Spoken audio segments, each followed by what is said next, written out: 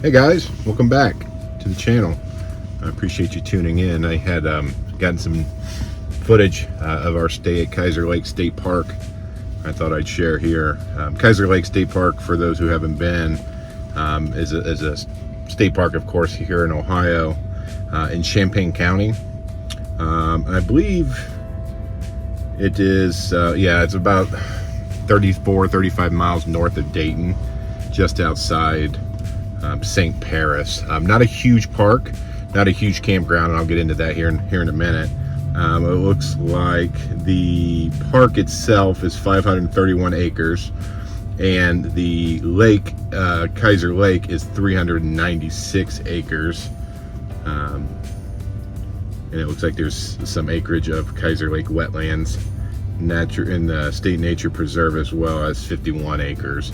But nice state park. I've never been there, I'm sorry. A little bit more low-key. It's a little bit smaller. The lake is beautiful. The lake itself has a lot of fishing. It seems to be fishing, kayaking, canoeing. It's a no motor lake, so no speedboats, no skiing, anything like that. Smaller lake. I'm not really sure exactly how deep it was, but I've been told the fishing was good, although my son and I didn't have much luck with getting any action. Maybe issue with time of day and some of the heat. It was efficiency data here. I'll just pop up on the screen. I didn't get the whole thing, but a couple different stops that I had. I noticed one of the shorter trips was 896 watt hours per mile, and then a little further we were averaging about 41 hours watt hours per mile. Sorry, and the truck, of course, the Cybertruck dual motor pulling our Rockwood Mini Lite 2519s, which I believe we're about 26 foot, and we're probably close to 8,000 pounds, or between 7,000 and 8,000 pounds on the trailer when we're fully loaded, and have a little bit of water in the fresh tank. But back to Kiser Lake State Park, they do have a nature center, a little smaller. If you saw the nature center in the video I did about Maumee Bay, that one was pretty large. This was pretty tiny, and it wasn't open when we had walked by a couple times. I didn't really pay too much attention to the hours. Maybe it's just a weekend only type of thing. And then beside the nature center, as with most state parks, at least in Ohio I've seen, there's some type of outdoor theater, amphitheater. They did have one of those, and I understand they held movie nights. I think the Friday before we got there was a sign on the restroom that they were having a movie night. So they probably do that on a regular basis, I'm guessing, with the summer months or the seasonal months. A lot of geese, as probably expected at a lake, but there was a lot of geese on the one side of the park and the lake side of the park at the campground, of course, so you did have to deal with a little bit of goose poop on a couple of the sites. But where we were in a few more rows into the campground. The geese never came up that high, so we didn't have to deal with any of that. They also had a camp store / marina as one, which is cool, right on the water. And when we got to the campground, our navigation took us to the campground. There was no check-in, there's no gate, anything like that. You're just kind of pull in, and there's a sign that says go ahead and go to your spot, and then report to the camp store / marina to get your parking tags and your meter box tag, and let them know you're there. It's about a mile down the road, and they actually had pretty late hours for most camp stores, and I think it was more because of the marina, but I think they were open till like 9 or 10, even on some of the off days when some of these other state parks are closing around 7. So that was nice.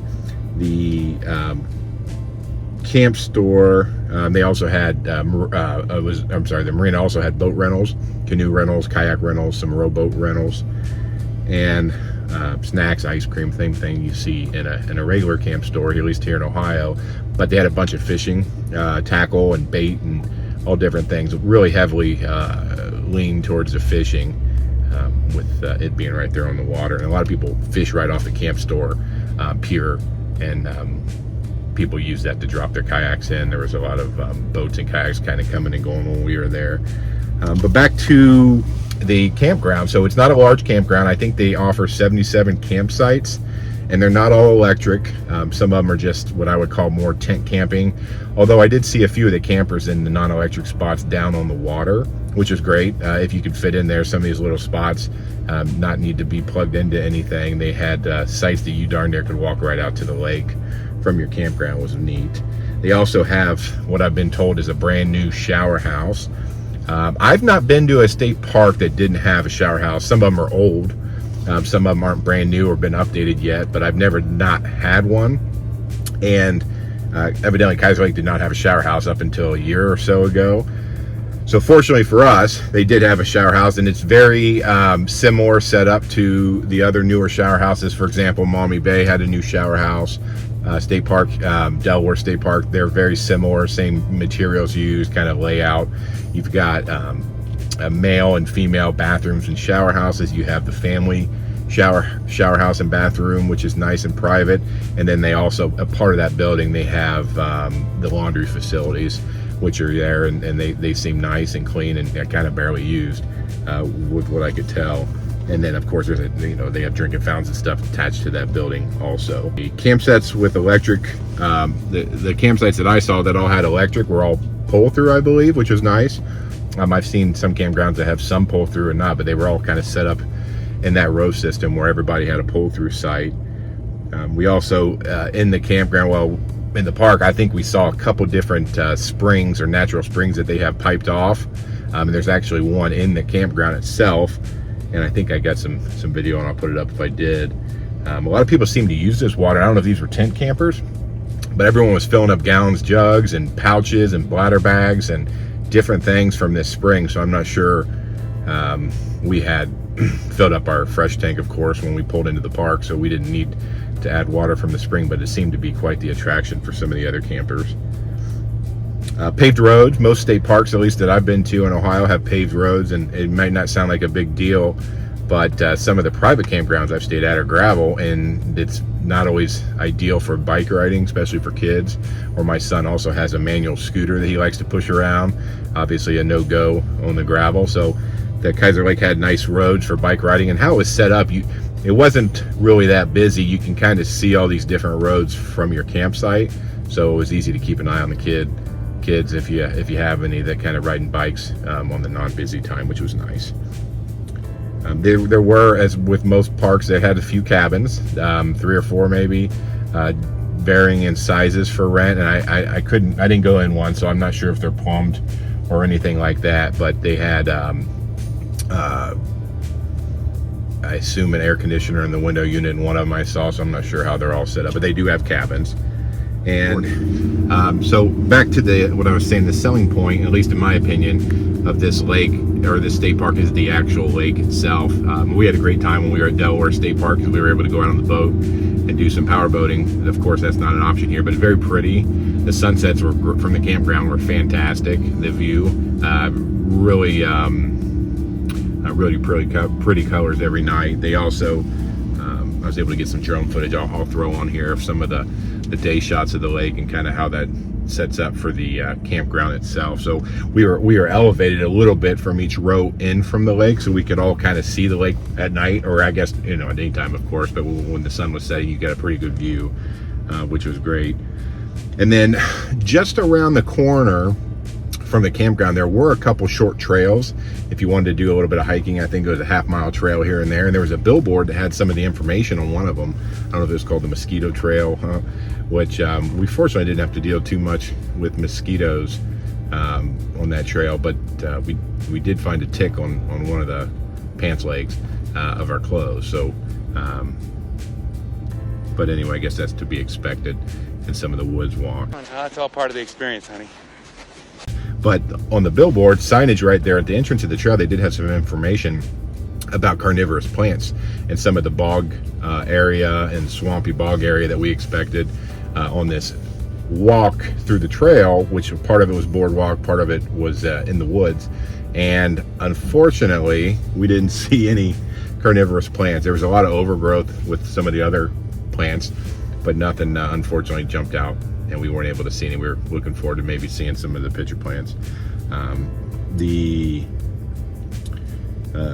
Overall, I think I like to kind of put these together. I'd go back to Kiser Lake. I met a couple campers who had been going there for years, or who lived nearby or grew up in that area, and I was able to talk to a few of them. And the one gentleman had said that he was really excited because it used to just be tent camping, and it didn't really attract many RVs, but now there's a mix of everything. There's still a few tents, especially in the non-electric hookups, of course, or sites.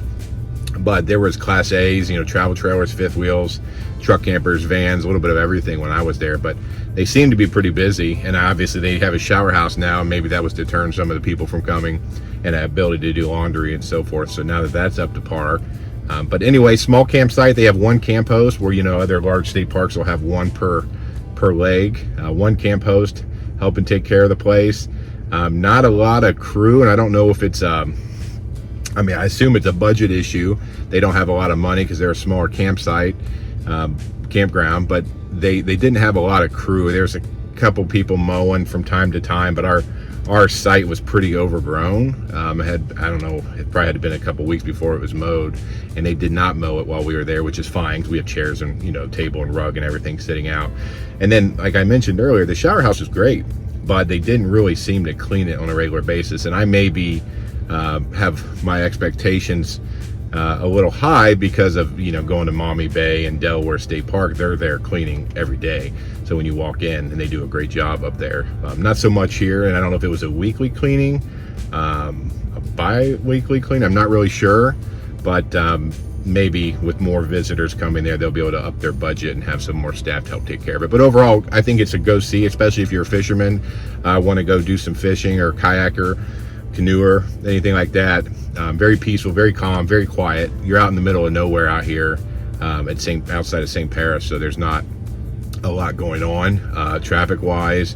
There was your campers, of course, and probably a few motorcycles that cruise through some of the curvy roads down by the campground. But overall, I think it's worth a stop. And yeah, thanks for watching, joining. I just wanted to share that and some of the footage we have, and we'll see you on the next one. We're heading to Cuyahoga, the national park up in Cleveland, the Cuyahoga Valley. Anyway, I'm gonna put some things in there. We've got a lot of good footage so far, and we'll have a video coming out shortly. Thanks.